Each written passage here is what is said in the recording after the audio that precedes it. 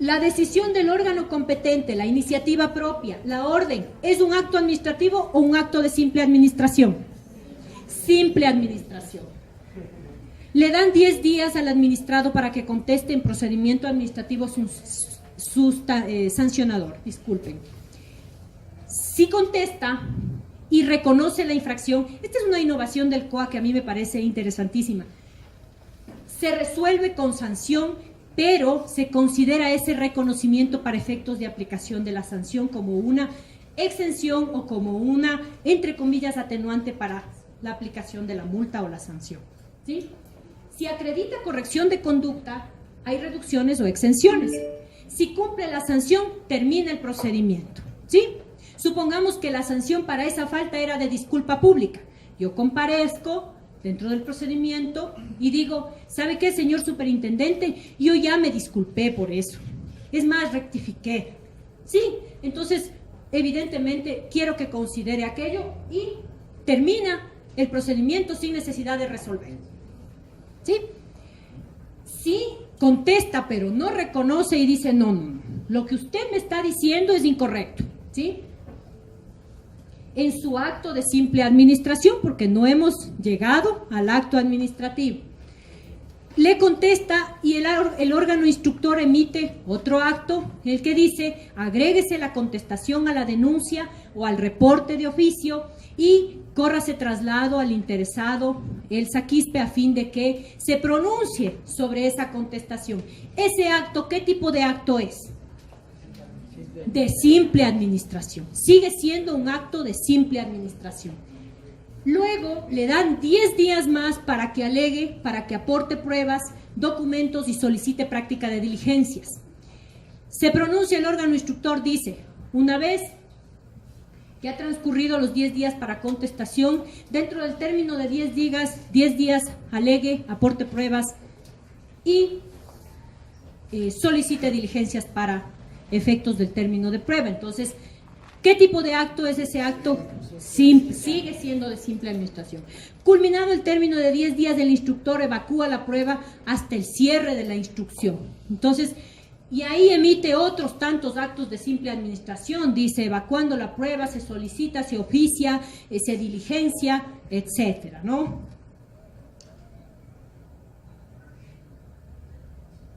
Evacuada la prueba, emite el dictamen en el que concluye posiblemente la responsabilidad o no. El dictamen que emite el órgano instructor no establece o determina la responsabilidad administrativa. El dictamen es un acto de simple administración, y así lo establece el Código Orgánico Administrativo, en el que el instructor deberá analizar todo el expediente y deberá decir, a mí me parece que estas circunstancias de hecho se adecuarían a las disposiciones normativas y la conducta sería susceptible de la sanción correspondiente en el artículo tal. Este dictamen todavía no produce efectos jurídicos directos, salvo que el lenguaje y la forma de emisión de ese dictamen tenga ya una determinación de culpabilidad y de responsabilidad sobre ese administrado. El COA nos dice que ese dictamen es un acto de simple administración, pero quien lo emita deberá cuidar mucho la forma en la que lo redacta y los términos en los que lo emite, porque ese dictamen todavía no puede determinar culpabilidad. Ese dictamen recomienda a la máxima autoridad sancionar o no y establece que podría incurrir ese administrado en una falta administrativa. Pero el dictamen ya es vinculante. Sí, el COA dice que el dictamen le servirá a la autoridad administrativa. Espérenme un segundito. El mío, el dictamen no es vinculante, ¿sí? Ni informes ni dictámenes. Yo soy la máxima autoridad. Y si a mí me solicitan audiencia hasta un día antes de resolver, yo tengo la obligación de conceder esa audiencia, ¿sí? No es vinculante el dictamen. Ese es mi criterio, el COA no lo dice. ¿Por qué para mí no es vinculante, señores, el dictamen? Porque el dictamen es un acto de simple administración El dictamen no es determinante en la voluntad administrativa para efectos de la configuración de la infracción. Si bien es un juicio de valor de la conducta en la que se incurrió, evidentemente el superintendente puede decir no. A mí, yo no considero que esta conducta sea tal. Por tanto, yo resuelvo rechazar la denuncia. Claro, porque si a mí me va a atar el dictamen o el informe, no tiene sentido que haya un órgano instructor y que haya un órgano sancionador. Entonces habría uno solo, ¿sí? Entonces, el dictamen se... Dígame. ¿Y en qué términos se revisa la evaluación? El 147. 117, ya le doy exacto. 137 del Código Orgánico Administrativo, si me confirman, dice que se puede pedir audiencia y que será facultativo, si estoy bien, 137, será facultativo los derechos que ya vimos de ser escuchado por la autoridad competente. ¿Quién me va a sancionar? ¿El órgano instructor o el órgano sancionador? El sancionador. ¿Quién va a emitir el acto administrativo definitivo? El sancionador. Entonces, a mí quizás sí me interesa que el órgano instructor me escuche, por supuesto, porque él también va a emitir un dictamen. Yo puedo, además es una garantía constitucional que no me la pueden negar, yo tengo derecho a ser escuchado. Luego, puedo pedir también ante la máxima autoridad que va a resolver, por supuesto que sí, con más razón, principio de inmediación, quien va a sancionar tiene que escucharme, porque quizá el criterio o el juicio de valor que emitió el instructor está viciado, riesgo de arbitrariedad. Y yo voy ante la máxima autoridad y le digo, señor ministro, yo quiero que sea usted el que me escuche.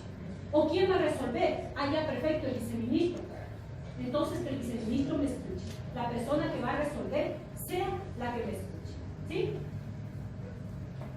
Si el instructor modifica los hechos, este es un paréntesis, calificación, sanción o responsabilidad, notificará al inculpado, expedirá nuevo acto de inicio y ordenará el archivo de expediente anterior. Eso se trata cuando el órgano instructor se percata de la denuncia que la conducta no se adecua a tal norma, sino a otra.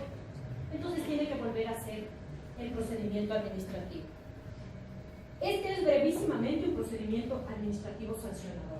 Entonces inicia con actos de simple administración, incluido el dictamen, y luego emite el acto administrativo. Luego, ¿qué se llama? ¿Cómo se llama el acto administrativo? Se llama resolución. ¿Sí? ¿Cuál es el objeto del dictamen? Otorgar elementos de juicio para la conformación de la voluntad administrativa. Ese es el objeto del dictamen. ¿Sí? Le doy elementos de juicio para que la autoridad pueda resolver. Pero le ato a la autoridad para que resuelva, como yo le decir, si es que en el dictamen el órgano instructor dice no tiene mérito y considero que no existe mérito para adecuar estos hechos a una conducta que se considere una infracción y recomiendo que se archive el expediente.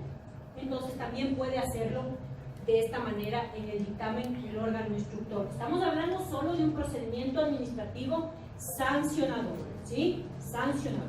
El común es más sencillo, me imagino que lo verán hoy en la tarde junto con este, lo repetirán y ya estaremos finitos, como dice mi mamá.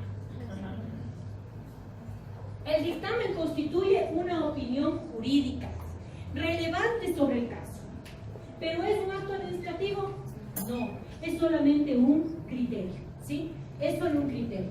Estos parámetros los he detallado yo, no están en el COA por si acaso los buscan, son parámetros que yo considero que se deben efectuar para emitir un dictamen o un informe, ¿sí?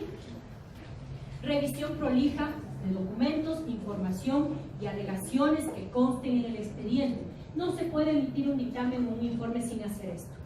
Determinación de los requisitos sine qua non previstos en los artículos 124 y 257 del COA. ¿Qué nos dice el 124? Nos dice asunto, fundamento y anexos. El 124 es aplicable para el acto de simple administración, un informe entre entidades. Por ejemplo, usted trabaja en el Ministerio de Salud y resulta que el Ministerio de Educación le pide un informe. ¿Va a atender lo que dice el verdad? Sí, es un procedimiento administrativo sancionador y tiene que emitir un dictamen. va a atender también el 257, porque en el 257 le dice que debe haber las medidas adoptadas, los nombres, las circunstancias de la infracción y conclusiones y recomendaciones. ¿Sí? Siempre va a tener aquello el dictamen, y esto es importante. Establecimiento de los elementos de convicción sobre la presunta responsabilidad también, y determinación de la continuidad del procedimiento a estado de resolver en base a la presunta responsabilidad, conclusión, pronunciamiento o recomendación. ¿Sí? Constituye un acto administrativo. ¿Sí? La emisión de la resolución que constituye un acto en el que se determina la configuración de la infracción y existencia de responsabilidad o no, en ambos casos su elaboración debe observar líneas fundamentales, y aquí están las líneas también. Y este acto, por ser un acto de simple administración, ¿el dictamen quiere decir que puede dejar de estar motivado? No, todos los actos deben estar motivados, todos. La resolución con mucha más razón, ¿sí? Observando las diferencias o la distinción que habíamos repasado entre explicar y justificar. Debe revisar prolijamente el dictamen, eso es importantísimo, los documentos, pruebas, informes y alegaciones que obren del expediente.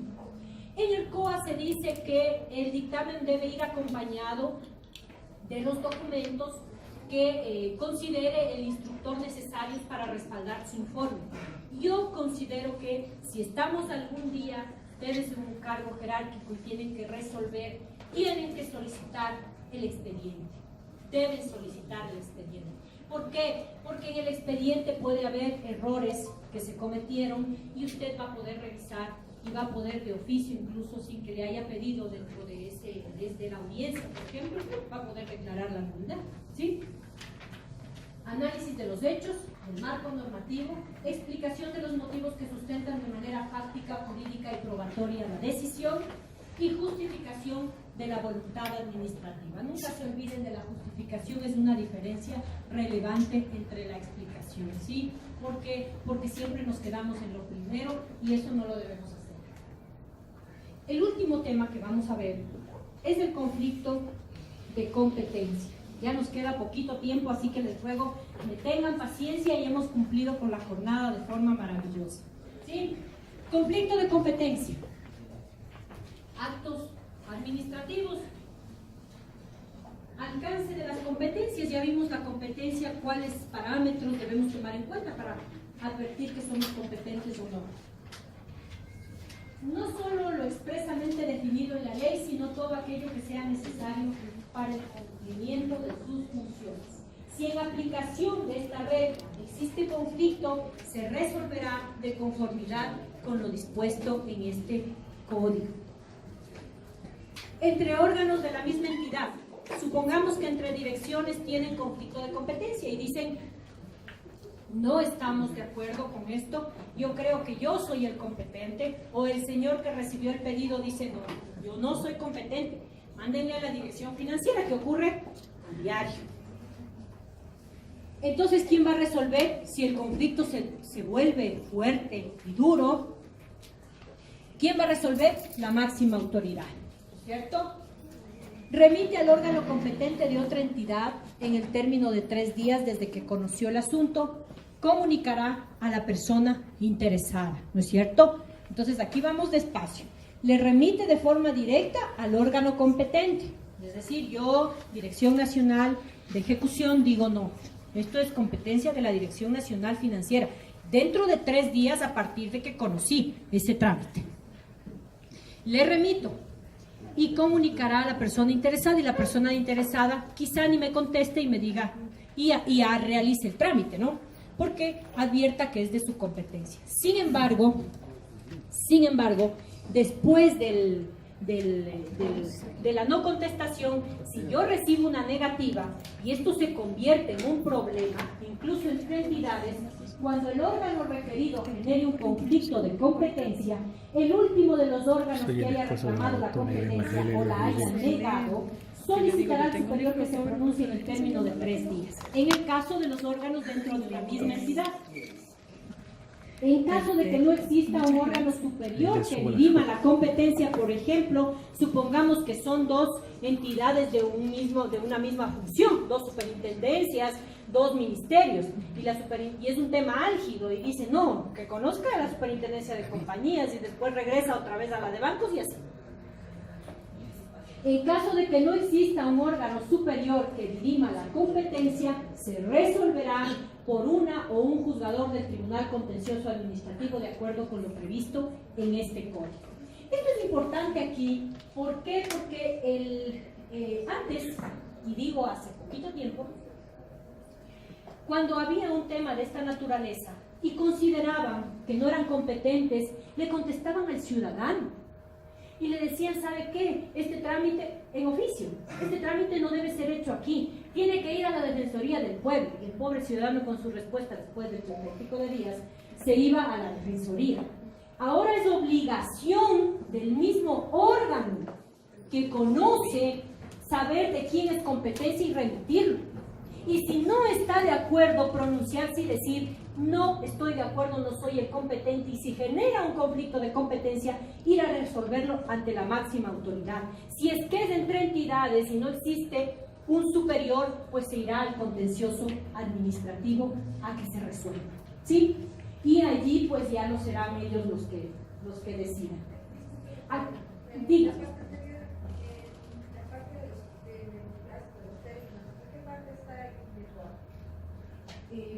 Para efectos, el anterior, este de aquí, en el artículo 67 en adelante, sí, 67, 68, ahí ustedes tienen todo el trámite sobre el conflicto de competencia.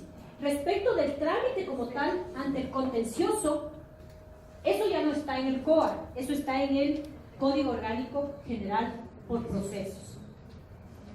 Este Código Orgánico General por Procesos advierte en una de los numerales que fue reformado el conflicto de competencias entre órganos administrativos. En caso de que no exista un órgano administrativo superior que dirima los conflictos positiva o negativa entre órganos administrativos, el último de los órganos que haya reclamado o negado la competencia, se nos va a apagar. Dice, así es. Ahí estamos, ¿cierto? Remitirá el asunto al Tribunal Contencioso y a la entidad que considera competente o incompetente con las debidas razones para que en el término de hasta 3 días la entidad notificada, esto está en el artículo 14A del Código Orgánico General por Procesos en la última reforma ya en vigencia a partir de la vigencia del COA. La o el juzgador miembro del tribunal resolverá el mérito de los autos hasta 10 días de recibidos los argumentos de la entidad notificada, ¿sí? Si la superintendencia de bancos advierte que no es competente y envía este caso al tribunal contencioso, le notifican a la otra entidad también y evidentemente ya con esos argumentos que conteste sobre si acepta o no acepta o niega o de lo que se trate, el juzgador resolverá inmediatamente en 10 días de recibidos los argumentos de la entidad notificada. Entonces, el trámite es brevísimo, es súper breve para efectos del conflicto de competencia. Dentro del conflicto de competencia también tenemos lo que es la excusa y lo que es la recusación, ¿sí? Esto es lo último que vamos a ver, es también sumamente interesante. ¿Me excuso cuándo? ¿Cuándo me excuso? ¿Cuándo puedo incurrir en alguna de estas circunstancias, no?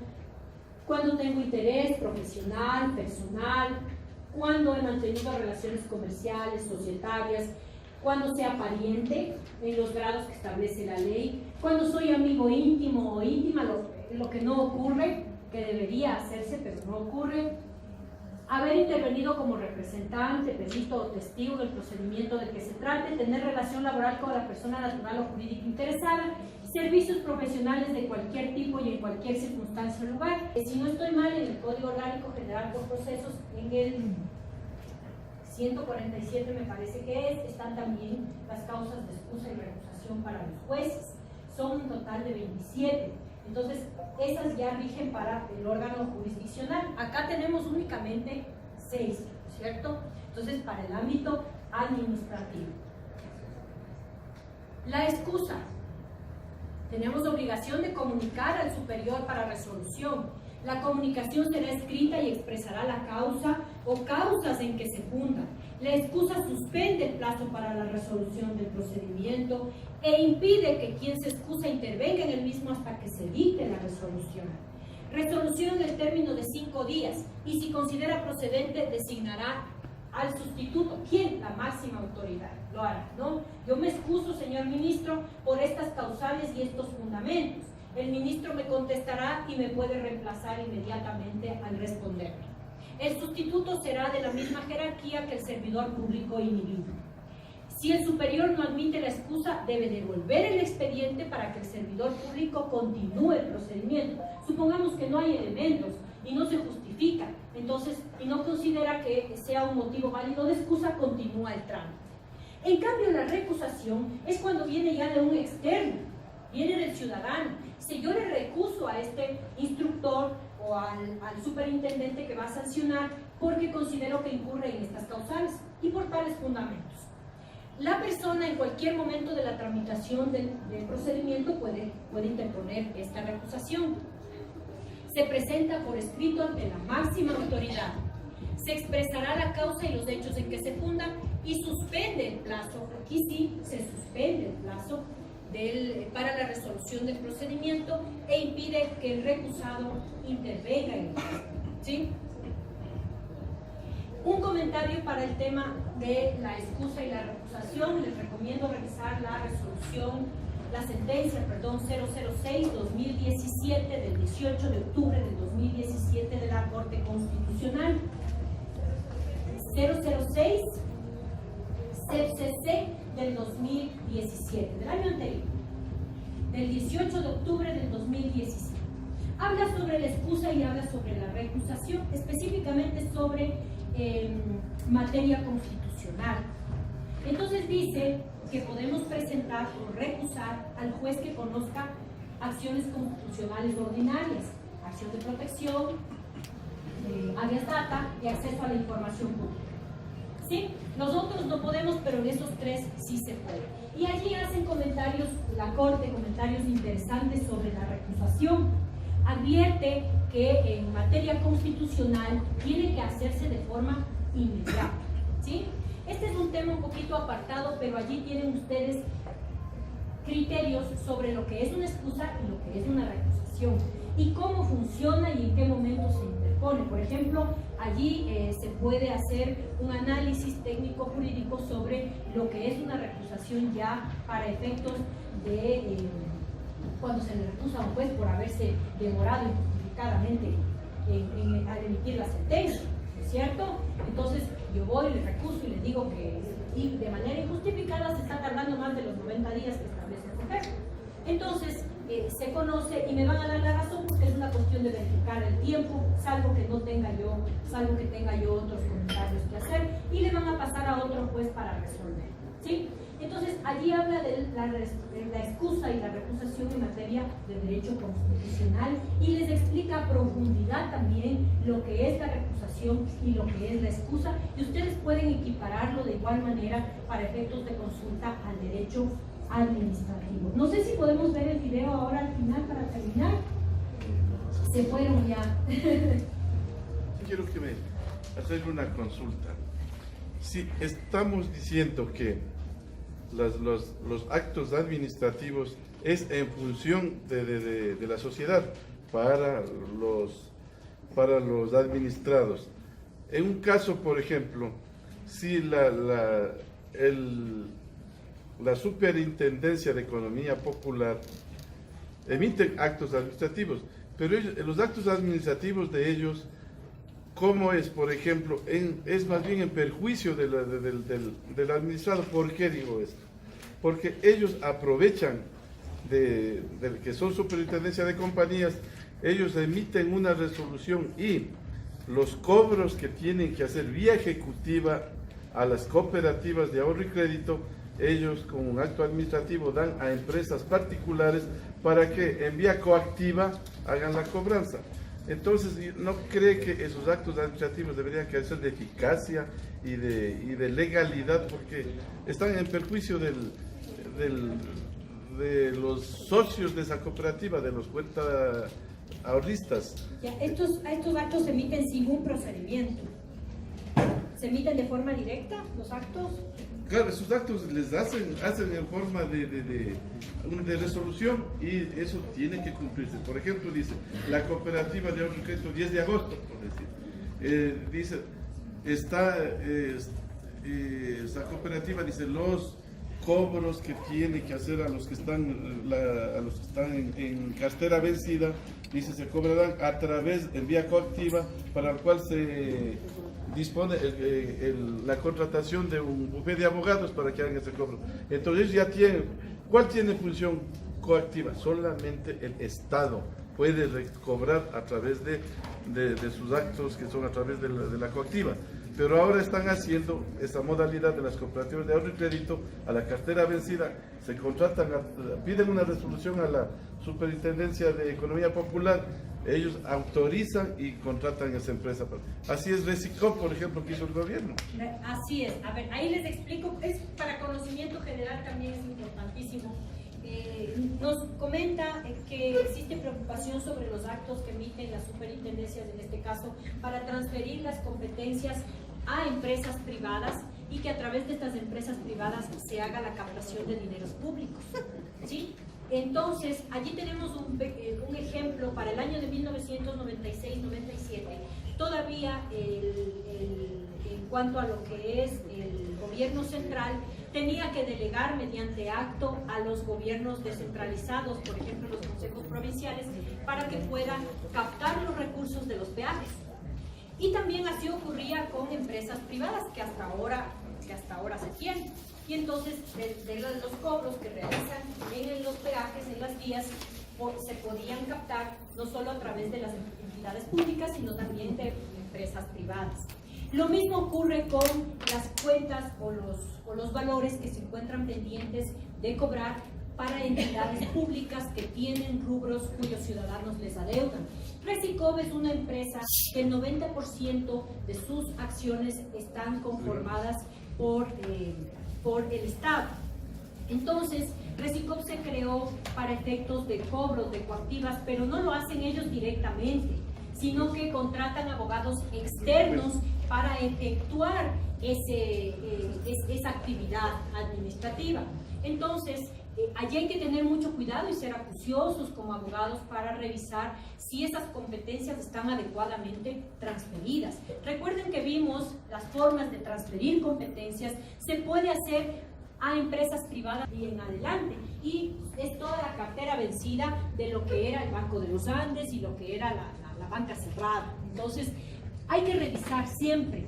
Si ustedes tienen un caso de aquellos, nunca olviden que esto que acabamos de ver en la mañana es importante. ¿Por qué? Porque a veces nosotros nos fijamos únicamente en el acto final, pero no revisamos todo el acto o los sucesos, los actos de simple administración, no revisamos los actos que soportan las competencias de la administración, las actuaciones como tal, y eso es importante porque un procedimiento administrativo puede estar viciado de forma absoluta si no observa todo lo que hemos acabado de ver, ¿sí? Yo les agradezco infinitamente. Díganme, tranquilo. En el caso que estamos viendo del procedimiento administrativo sancionatorio, o cualquier acto administrativo que tenga que notificar al administrado, si es que no está presente, tendría que hacer, como dice el proyecto, tendría que hacer por la prensa, tendría que hacer dejando las boletas. Entonces mi pregunta es, si es que esa persona, al hacer por la prensa no le exige, es notificación, ellos le toman como citación, porque no habla el COGEB de notificación, sino de citación. Entonces tendría que hacer 3 publicaciones y luego de la publicación esperar los 20 días para que luego empiece a correr el plazo que me da la autoridad administrativa. ¿Es o no es así? Esto ocurre cuando no existe conocimiento y no se han agotado, todos los mecanismos para ubicar el lugar donde se le puede notificar a la persona, ¿sí? En estricto derecho viene a ser una notificación. ¿Por qué? Porque jurisdiccionalmente hablamos de citación. Entonces ahí está la distinción entre proceso y procedimiento. La doctrina de hecho dice proceso se utilizará para efectos de órgano jurisdiccional, procedimiento se utilizará para hablar en derecho administrativo. Entonces, cuando vayamos a revisar las actuaciones de la administración, siempre debemos tener cuidado y ser prolijos en advertirle a la administración que está equivocado al referirse en esos términos o al pretender hacer una actuación que está por fuera de sus facultades. Él puede notificar tal como lo dice, y dice inclusive el mismo Código Orgánico Administrativo que se podrá hacer por la prensa, incluso por medios radiales en las comunidades que sean pequeñas, dice, y que no haya otro tipo de comunicación más efectiva si no es la radio, y se lo puede hacer en 3 días distintos con llamados diferentes. Se puede notificar también a través de la Cancillería, dice, certificando que la persona se encuentra en el exterior y con el conocimiento pleno y certificación de Cancillería de que esa persona va a acudir a ver la notificación. Entonces, hay formas que debemos cumplir para que esa notificación sea efectiva, porque de lo contrario, si pasa lo que habíamos ya comentado, que no acudo a la audiencia porque nunca supe que señalaron audiencia para ese día y que yo tenía que asistir a defenderme, todo el procedimiento una vez resuelto estará viciado. Sin embargo, este tipo de actuaciones nosotros las podemos observar en el marco de todo lo que hemos revisado en esta mañana.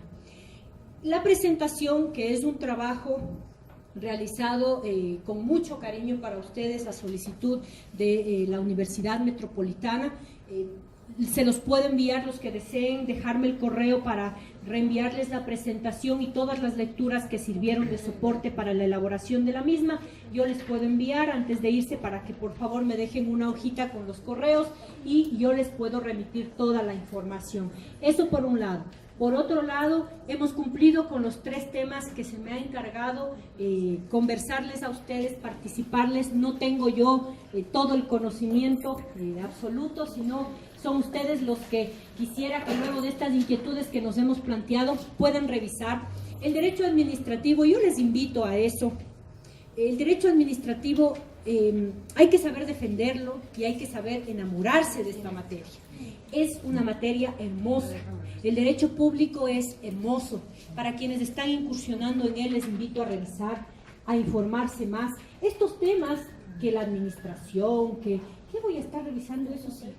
No, hay que revisarlos. Esto nos sirve a los abogados a libre ejercicio. Nos sirve a los funcionarios que ejercemos un cargo de SP5, SP4, SP7. Nos sirve a los directores, a los intendentes, a los ministros.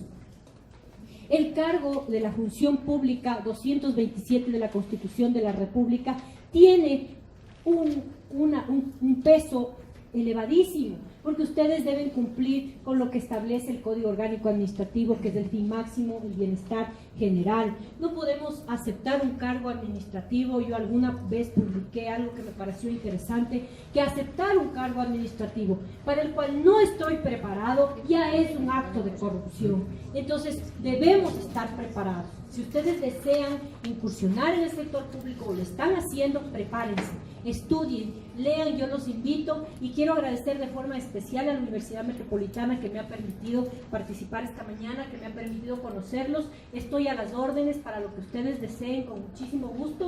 Les voy a remitir la información y espero que les haya gustado mi exposición. Muchísimas gracias.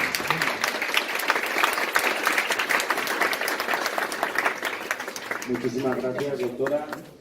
Bueno, rescatando, les pedimos disculpas por no haber podido reproducir el video.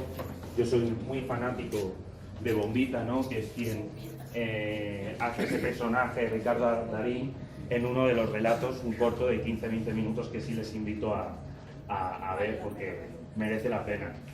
Como bien decía la doctora, todas las presentaciones, tanto de ayer como de hoy, de nuestros ilustres invitados, van a ser compartidos por el correo.